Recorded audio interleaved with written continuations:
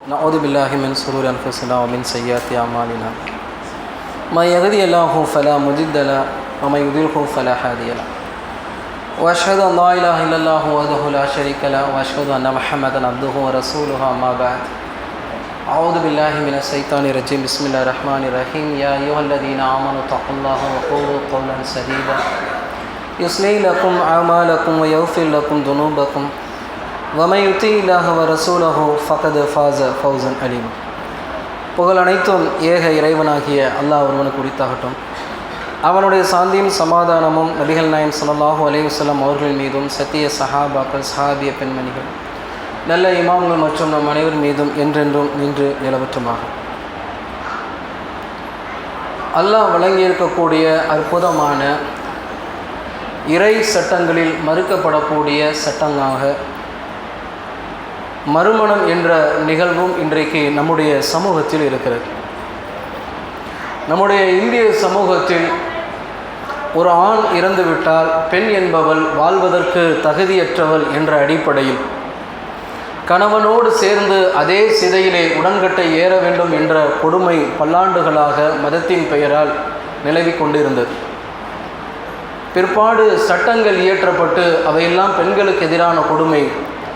ஒரு பெண்ணுடைய கணவன் இறந்துவிட்டால் அவருக்கு வாழ்க்கை முடியவில்லை, அவருக்கான வாழ்க்கை உண்டு என்று சொல்லி தொடர்ச்சியாக பல போராட்டங்களுக்கு பின்னால் அந்த சட்டம் நிறைவேற்றப்பட்டிருந்தாலும் கூட இன்றைக்கும் நம்முடைய இந்திய சமூகத்தில் சில மாநிலங்களில் பெண்கள் திருமண வாழ்க்கையில் மறுமணம் செய்வதற்கு அனுமதி மறுக்கப்படுவதை நாம் பார்க்க முடிகிறது. ஆனால் அல்லாஹ்வின் தூதர் ஸல்லல்லாஹு அலைஹி வஸல்லம் அவர்கள் ஏற்படுத்தி தந்த இந்த இறை சட்டம் என்பது ஒரு ஆணோ பெண்ணோ விவாகரத்து செய்துவிட்டாலோ அல்லது தம்பதியராக இருக்கக்கூடிய நிலையில் அவர்கள் யாரேனும் ஒருவர் மரணித்து விட்டாலோ அவர்கள் மீண்டும் தங்களுக்கான வாழ்க்கையை தேடிக்கொள்ளக்கூடிய உரிமையை சட்டமாக இஸ்லாம் வகுத்து தந்து இருக்கின்றதை நாம் பார்க்க முடிகிறது. இன்னும் சொல்லப்போனால் நபிகள் நாயகம் ஸல்லல்லாஹு அலைஹி வஸல்லம் அவருடைய காலத்தில் வாழ்ந்த மக்களிடத்தில் இருந்த ஒரு நல்ல பழக்கம், அறியாமை கால மக்கள் என்று அவர்களை சொன்னாலும் கூட, காட்டு மிராண்டிகள் படிக்காத மக்கள் என்று வரலாற்றில் அவர்களை சொன்னாலும் கூட, மறுமண விஷயத்தில் அவர்களிடத்தில் ஒரு நல்ல பழக்கம் இருந்தது. அதனால்தான் நபிகள் நாயகம் ஸல்லல்லாஹு அலைஹி வஸல்லம் அவர்கள் தங்களுடைய இளமை பருவத்தில் முதல் திருமணத்தின் போது அன்னை கதீஜா ரலியல்லாஹு அன்ஹா அவர்களை 40 வயதுடைய நிலையில் 2 தடவை விதவையாக இருக்கக்கூடிய பெண்ணை மணந்தார்கள். நபி ஸல்லல்லாஹு அலைஹி வஸல்லம் அவர்கள் நபியாக ஆவதற்கு முன்னாடி, இறை சட்டம் வருவதற்கு முன்னாடியே இளைஞராக இருக்கக்கூடிய தருணத்தில் ஒரு கன்னி பெண்ணை மணப்பதற்கு பதிலாக விதவையான ஒரு பெண்ணை, அதிலும் வயது மூத்த பெண்ணை மணந்திருக்கிறார்கள் என்றால் அந்த சமூகத்தில் விதவை மறுமணம் என்பது பெரிய விஷயமாக இல்லை. அது ஒரு சாதாரண நடைமுறையாக இருந்தது. அரபு சமூகத்தில் திருமணத்தை பொறுத்த மட்டில் வயது வித்தியாசம் இல்லை. இன்னைக்கு 25 வயது ஒரு வாலிபர் திருமணம் முடிப்பதாக இருந்தால் 20 வயசு பெண்ணை தான் திருமணம் முடிக்கிறான். யாரேனும் ஒரு 25 வயது வாலிபர் 35 வயசு பொண்ணையோ, ஏன் 30 வயசு பொண்ணையோ அல்லது 40 வயது பொண்ணையோ திருமணம் முடிப்பாரா? அப்படி திருமணம் முடித்தா அதை பற்றி கொச்சையாக பேசுவார்கள். அந்த பெண்ணை பற்றி அந்த ஆணை பற்றியும் அசிங்கமாக தவறாக இன்னைக்கு பேசக்கூடிய சூழல் படித்த சமூக மக்களுக்கு மத்தியில் இருக்கும் பொழுது கூட நபிகளாருடைய காலத்தில் அந்த நல்ல பழக்கம் இருந்து கொண்டுதான் இருந்தது. இன்றைக்கு திருமணமாகி தங்கள் வாழ்க்கையிலே வாழ்ந்து கொண்டிருக்கக்கூடிய தருணத்தில் கணவனோ மனைவியோ இறந்து விட்டால் வயது குறைவாக இருக்கும் பட்சத்தில் நம்முடைய சமூகத்தில் மறுமணம் நடைபெறுகிறது. ஒரு 20-25 வயசில் ஒரு பொண்ணு இருக்கிறாங்க, கணவர் மரணித்து விட்டார். இப்போ என்ன சொல்லுவாங்க, அந்த பொண்ணுக்கு வாழ்க்கை இருக்குது, அதனால் நம்ம என்ன பண்ணோம், இன்னொரு பையனை என்ன பண்ணோம், பார்த்து கட்டி கொடுக்கணும் அப்படின்வாங்க. அதே ஒரு ஆணுக்கும் அந்த நிலை இருக்க தான் செய்கிறது. ஒரு 40 வயசு 30 வயசில் ஒரு ஆண் மனைவியை இழந்து விட்டார் என்றால் அவருக்கு ஒரு வாழ்க்கை இருக்குது, அவர் இன்னொரு மனைவி என்ன பண்ணணும், கல்யாணம் பண்ணணும் என்ற அடிப்படையில் மறுமணம் என்கிறது நம்முடைய சமூகத்தில் நடைமுறையில் இருந்தாலும் கூட வயதை காரணம் காட்டி, குழந்தைகளை காரணம் காட்டி, சமூக சூழலை காரணம் காட்டி, பொருளாதாரத்தை காரணம் காட்டி இன்றைக்கும் இந்த சட்டம் மறுக்கப்படத்தான் செய்கிறது. உதாரணத்திற்கு ஒரு 50 வயது பெண்மணி இருக்கிறாங்க, அவங்களுக்கு கல்யாணமாக 50 வயசு ஆயிடுச்சு, குழந்தைகள்லாம் இருக்கிறாங்க.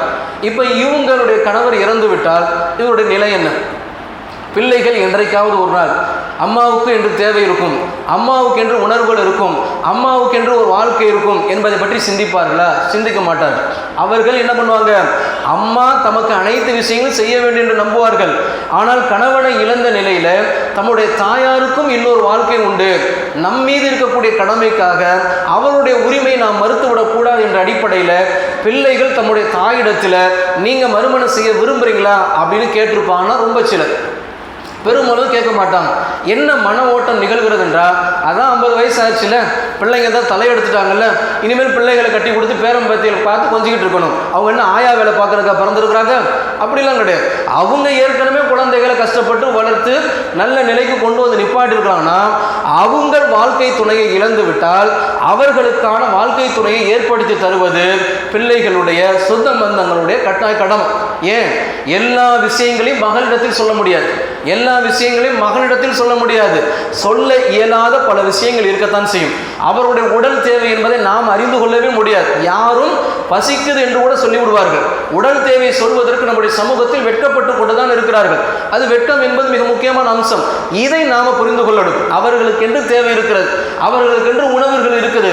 அதை கவனத்தில் கொண்டு நாம நம்முடைய தாயார் கணவனை இழந்த நிலையில இருக்கிறாங்கன்னா கேட்கும். ஒருவேளை அவங்க மறுத்துட்டான்னு வச்சுங்க, வேணாம்ப்பா அது வந்து நான் வாழ்ந்த வாழ்க்கை போதும், நான் என் பிள்ளைகளை பார்த்துக்கிறேன், என் பேரம்பேத்திகளை பார்த்துக்கிறேன் அவர்களாக சொன்னால் கூட மீண்டும் மீண்டும் நம்ம வற்புறுத்தணும்.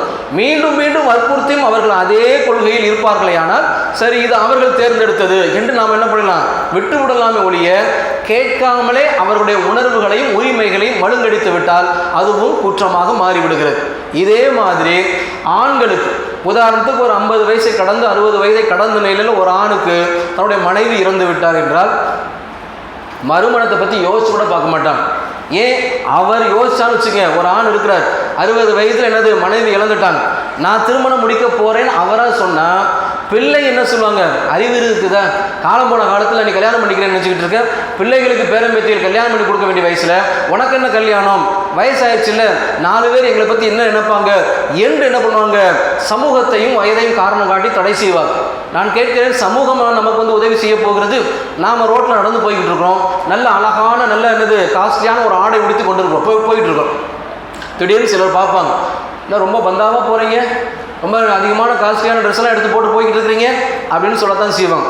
இதுவே இன்னொரு நாள் என்ன பண்ணுறோம், என்னடா இப்படி கேட்குறாங்களே அப்படின்னு சொல்லி இருக்கிறதே ஒரு பழைய ஆடை போட்டு போங்க, ஏன்ப்பா ஒரு நல்ல ட்ரெஸ் இல்லை, இப்படி பைதாரா பரமபதேவையே அப்படி போயிட்டு இருக்கேப்பா என்றும் சொல்லுவார்கள்.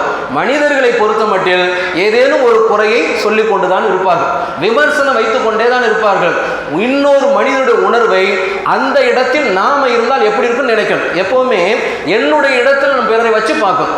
அவங்க வேற இவங்க வேற நினைச்சிடக்கூடாது. என்னுடைய தாயாக இருந்தாலும் என்னுடைய தந்தையாக இருந்தாலும் நான் அவர்களை என் இடத்தில் வைக்கும்.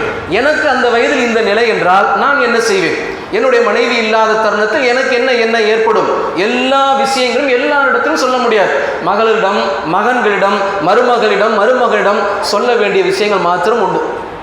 சொல்ல முடியாத பல விஷயங்கள் மனைவியிடம் தான் பகிர்ந்து கொள்ள முடியும். உலகத்திலேயே இரத்த பந்தம் இல்லாத உன்னதமான உறவு என்பது திருமண வாழ்க்கை உறவு. அதை அனுபவித்துக் கொண்டிருக்கும் பொழுதுதான் அந்த மக்களுக்கு தெரியும் என்று சொல்லும் பொழுது இதில் நாம கவனிக்கணும். இன்னும் சில பேர் என்னன்னா பொருளாதாரத்தை மையப்படுத்தி மறுமணத்தை மறுக்கிறத பார்க்குறோம். எப்படி அப்படின்னா, இப்போ அவருக்கு 60 வயசு ஆயிரும், திருமணம் முடிக்கணும்னு நினைப்பார் மனைவி இல்லாத தருணத்தில். இப்போ பிள்ளைகளிடத்தை என்ன சொல்லும்போது என்ன நினைப்பாங்கன்னா, அவருக்கு ஒரு சொத்து இருக்கும், உதாரணத்துக்கு ஒரு 10 லட்ச ரூபா 1 கோடி ரூபா சொத்து இருக்குன்னு வச்சுங்களேன். இப்போ பிள்ளைங்க என்ன நினைப்பாங்கன்னா, நாம் இன்னொரு கல்யாணத்துக்கு அவர் சம்மதிச்சிட்டா மனைவிக்கு இன்னொரு மனைவி சொத்து போயிரும்ல. 10 கோடி ரூபா இருக்குது, 2 பிள்ளைங்க இருக்கிறாங்க, 2 பிள்ளைக்கும் சொத்து வந்துடும். அதே தருணத்தில் கல்யாணம் முடிச்சுட்டா அந்த அம்மாவுக்கு சொத்து போகும்ல. ஒருவேளை அல்லாஹ் நாடி அவர்களுக்கு குழந்தை பிறந்து விட்டால் இன்னும் சொத்து பிரியும்ல. அப்போ சொத்து என்பது முழுமையாக நமக்கு கிடைக்கணும், யாருக்கும் போய்விடக்கூடாது என்ற அடிப்படையில் திருமணத்தை தடுப்பதை பார்க்க முடியுது. உண்மையிலேயே பொருளாதாரம் என்பது நாம சம்பாதிச்சதா, நம்ம அறிவை கொண்டு நாம் சேர்த்து கொண்டதா, நம்முடைய திறமையால் கிடைச்சதா, நம்மளை எல்லாம் படைப்பதற்கு முன்னால் அல்லாஹ் விதியில எழுதி விட்டான், இவன் இந்த அளவுக்கு சம்பாதிப்பான், இவன் இந்த அளவுக்கு வாழ்வான், எல்லாம் முடிஞ்சிச்சு இல்ல. நம்ம ஒரு காரணகர்த்தா, நம் மூலமாக அல்லாஹ் நமக்கு செல்வத்தை தருகிறானே ஒழிய செல்வத்தை நாம சுயமாக சம்பாதிக்கவில்லை. அல்லாஹ் தருவான் என்று நம்பினால் இந்த சிக்கல் வருமா? அப்ப பொருளாதாரம் இல்லாதவங்களோட நிலை, பொருளாதாரம் இல்லை, வாரிசு என்பது இல்லை, சொத்து வாரிசு சொத்து என்பது இல்லை என்று சொன்னால் அவருடைய நிலை என்னவெடுக்கும்? அவங்களும் அப்படித்தான் நடந்து கொள்வார்கள். அப்ப இதை கருத்துல கொண்டு சொத்து பிரிஞ்சிரும், சொத்து கையை விட்டு போயிடும், அத்தா நமக்கு மேல பாசமா இருந்துட மாட்டாங்க அப்படிலாம் நாம நினைக்காமல் அவருடைய உணர்வுகளை மதிக்க பழக வேண்டும். அது ரொம்ப மிக முக்கியமான விஷயம். அல்லாஹ் தஆலா தன்னுடைய திருமறை குர்ஆன் என்ன பண்றான், அழகா சொல்லி காட்டுதான். விவாகரத்து செய்யப்பட்ட நிலையில பெண்களுக்கு சேர்த்து அல்லாஹ் தஆலா சொல்லக்கூடிய சட்டம், வலா தஹலுலு அன்ன யன்ஹிகு அஸ்வாஜஹுன்ன இதா தரலு பைனஹும் பில் மஹ்ரூஃப். அவர்கள் தம்முடைய கணவர்களை விருப்பப்பட்டு, அதாவது விவாகரத்து செய்யப்பட்ட நிலையில கணவன் இல்லாத சூழல்ல புதிய கணவர்களை இத்தா இருந்ததுக்கு பின்னாடி விருப்பப்பட்டு நல்ல முறையில் தேர்ந்தெடுப்பதற்கு நீங்கள் அதை தடுக்காதீர்கள் என்று அல்லாஹ் தஆலா சொல்றான். ஒரு பெண்ணாக இருந்தாலும் ஆணாக இருந்தாலும் இந்த சட்டம் தான். ஒரு பெண்ணுக்கு எப்படி விவாகரத்து முடிந்ததுக்கு பின்னாடி இன்னொரு கணவனை தேர்ந்தெடுக்கக்கூடிய உரிமை உண்டோ, அதுபோல் தன்னுடைய கணவர் இருந்ததுக்கு பின்னாடி இன்னொரு கணவரை தேர்ந்தெடுக்கக்கூடிய உரிமையும் உண்டு. ஒரு ஆணுக்கு தன் விவாகரத்துக்கு பின்னாடி இன்னொரு மனைவியை தேர்ந்தெடுக்கக்கூடிய உரிமை எப்படி இருப்பதோ அதுபோலத்தான் அவர் மனைவி இறந்ததுக்கு பின்னாடியும் இன்னொரு மனைவியை தேர்ந்தெடுக்கக்கூடிய உரிமையும் உண்டு. இது அல்லாஹ் சொல்லக்கூடிய சட்டம். அப்ப அல்லாஹ் சொல்லுகிறான், மனிதனுடைய பலவீனத்தை அறிந்தவன் அல்லாஹ். படைச்சவனுக்கு தானே தெரியும். இந்த போனை தயாரித்தவனுக்கு இந்த போனை பற்றி எல்லாம் தெரியும். மனிதனை படைத்த இறைவனுக்கு என்ன தெரியும்? மனிதனுடைய பலம் பலவீனம் தெரியும்ல. அப்ப அல்லாஹ் தஆலா இதை அறிந்து கொண்டுதான் இந்த மாதிரி தருணங்கள்ல மனைவி இறந்து விட்டால், கணவன் இறந்து விட்டால், நீ ஏன் தனியா வாழ்ந்து கஷ்டப்படுற, உனக்கு ஒரு துணையை ஏற்படுத்திக்கொள் என்று அல்லாஹ் தஆலா உணர்வுகளை புரிந்த நிலையில இயற்கையாக இந்த மறுமண சட்டத்தை வைக்கும் பொழுது வயது காரணம் காட்டியோ அல்லது நமக்கு பாசம் கிடைக்காம போயிருமோ என்பதை காரணம் காட்டியோ, சமூகம் தவறாக நினைக்குமோ என்பதை காரணம் காட்டியோ, பொருளாதாரம் கையை விட்டு போயிருமோ என்பதை காரணம் காட்டியோ மறுக்காமல் இந்த இறை சட்டத்தை நாம நடைமுறைப்படுத்தினால் அது அல்லாஹ்விடத்தில் சிறந்ததாக பொருத்ததாக இருக்கும். மாறாக இதை அசிங்கம்னு நம்ம நினைச்சோம்னா, வயசாகி போன காலத்தில் இதெல்லாம் தேவையா அப்படின்னு நாம இதை வெறுத்தோம் என்றால் அல்லாஹ்வுடைய சட்டத்தை வெறுக்கிறோம், மறுக்கிறோம் என்பதை புரிந்து கொண்டு அல்லாஹ்வுடைய அச்சத்தோடு என்ன பண்ணணும், இந்த சட்டங்களை நடைமுறைப்படுத்தக்கூடிய நன்மக்களாக இருக்க வேண்டும் என்று கூறி இந்த உரையை நிறைவு செய்கிறேன். வாஹிரு தவானா அல்ஹம்துலில்லாஹி ரப்பில் ஆலமீன். அஸ்ஸலாமு அலைக்கும் வரஹ்மத்துல்லாஹி வபரகாத்துஹு.